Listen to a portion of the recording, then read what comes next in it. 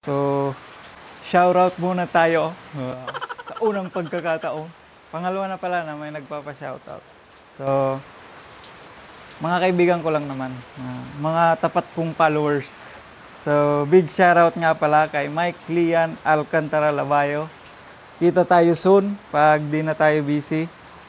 At kay Anthony Arellano Alim, sa kay Lemonade de los Santos at kay CS Christian Ramos. So, shoutout sa inyong lahat.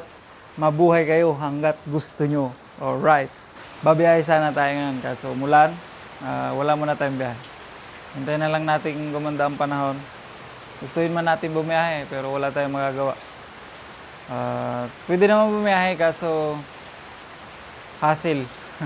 Yun lang. Napaka-hassle pag bumiyahe ka na. Makakabiyahe ka siguro ng mga kahit isa. Kasi yung kaputi mo sa pasahero, mababasa. So, yun. Bigyan ko lang kayo ng tip para maiwasan nyo yung magtulak sa kalsada. Basic tip. Basic tools na mga dinadala kong basic tools sa pang-araw-araw kong biyahe. So, ito yung mga dinadala kong tools. So, una, itong interior. Isang interior, ang sukat ng gulong ko is parehas lang, una't huli. Para maplat man yung una, may pamalit ka. Maplat man yung huli, may pamalit ka. Hindi naman yan sabay mapaplat. Yun.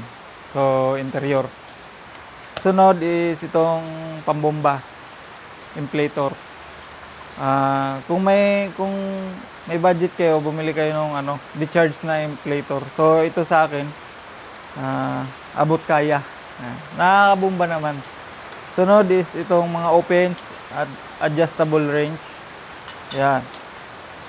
Yung mga yung mga kalas ng gulong. Tapos, number 1, itong pangsikwat ng gulong.